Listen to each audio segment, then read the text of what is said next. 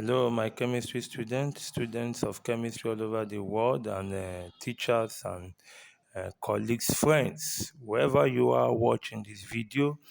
Here is a question again. So you can see this question. We want to look at this question now. On the following is proposed as a plausible reaction mechanism: A plus B to give me I, then I plus B to give me C plus D. So the question is, what is the net reaction described by this mechanism? Two, what is the plausible rate law for the reaction? It's a simple thing. We just have to follow the same law of looking at my previous video. You follow the same principle. I will be trying to solve as many questions as I can do, but each question will carry each a video. Okay, so let's look at it this way. I told you the first thing, here we are asked to look for the net reaction. Okay, to look for the net reaction, you add equation 1 and 2 together. As any net reaction, like you just add the equations together. Okay, so let's call this equation 1 and let's call this equation 2. So add equation 1 and 2. Okay, and cancel identical species. Do you understand? So if you add A plus B, then this one plus I plus B will give me what now? I plus C plus D. This the I will cancel I.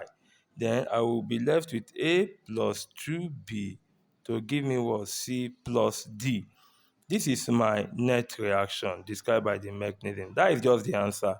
Okay, that is the answer. Then number 2 states that what is the plausible rate law? Plausible rate law for the reaction. To determine the plausible rate law for the reaction, I've told you, you first of all write the rate law for each process. If you look at it very well, you look at it critically, they did not give you the slow process, they did not give you they did not tell you the one that is slow or the one that is fast. Okay, but you must be intelligent enough to know the fast and the slow so that you can determine your rate determining step. Let's say this is our fast process. Okay, in that case we'll be making it a reversible reaction so that we have A plus 2, A plus B, sorry, A plus B will give me what? I, as in this case, so that I have I plus B will give me C plus D. Do you know what? You know, this is my overall reaction. Yeah, this is my rate determining step. Why do I say that? In my overall reaction is C plus D as the product. Okay, and I told you that the rate determining step is actually the step that gives the product for the overall reaction.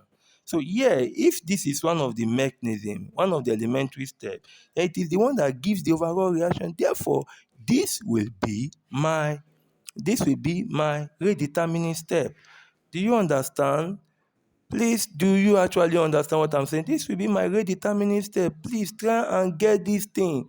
It is not as difficult as you think. This will be my rate determining step. Do you understand that? So, in that case, I will be having.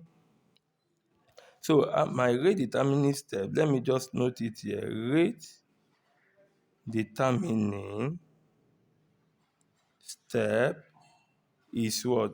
I plus B to give you C plus D. As cheap as it is. So let me continue. So I told you that the first step you do is to write the rate law. Write the rate law for each step. This is my K1, K minus 1, K2. Okay, this minus 1 is subscript of minus 1. Please note that. Okay, so I will be having it this way. Okay, if I write the my R1 will be equal to what?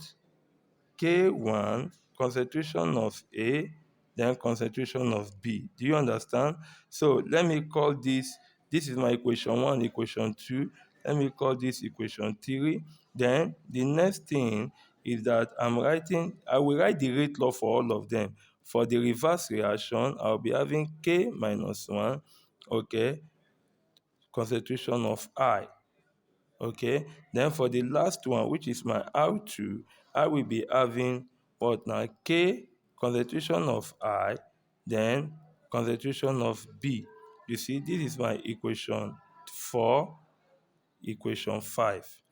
Can see now. So because I made this reversible, I am going to equate, apply, what is it now? I'm applying, let me just put at step 2 now.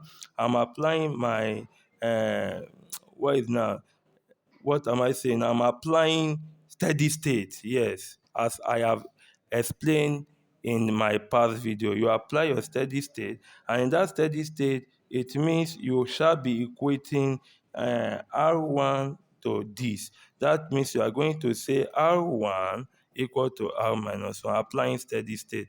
Okay, applying steady state. Okay, so it will now be, what is R1? K minus 1, concentration of this equal to K, okay, 2, this will be K, no, K1, K1, concentration of this, A, concentration of A, then concentration of B. You get it? Is equal to R minus 1, which is K minus 1 concentration of I. Do you get me now? So in this case, I will be looking for my intermediate. What is my intermediate here? My intermediate is I. Okay, so you say make intermediate the subject. Okay, when you make intermediate the subject, you are going to have intermediate will be like this, is equal to K1, remember this is K1, K1 over K minus 1, then concentration of A, concentration of B. Do you understand? This will be our what? Equation 6. Okay, so when you have made intermediate the result of the formula, you check your rate determining step. Okay, this is your rate determining step and your rate determining equation. Do you have your intermediate there? Yes, this is it. So you substitute equation 6 to 5. So you say put 6 into 5.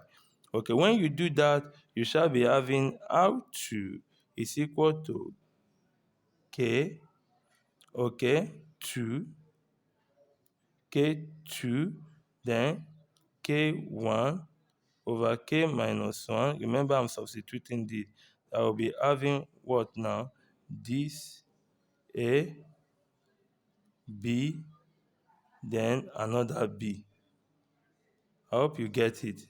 So that this will be my equation 7. In a nutshell, I will say let K2, K1, K minus 1 is equal to K. Okay, when I do that,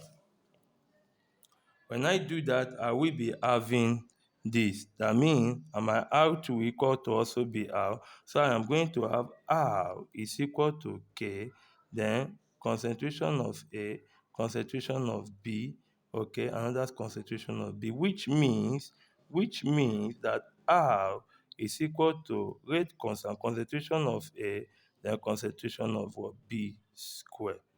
This will be my rate law. And if you check it out with my overall reaction, is it correct? If you are going to write the rate law for this overall reaction, it will be R is equal to rate constant, then concentration of A, as you have it here, then concentration of B raised to the power of 2.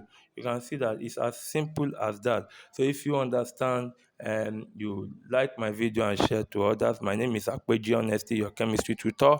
Then if you do not understand, listen to the video again and do it by yourself as you understand. Okay, sometimes understanding this thing will be just minimal. You have minimal understanding, then listen to it again, do it by yourself, do it as many times as you can do it.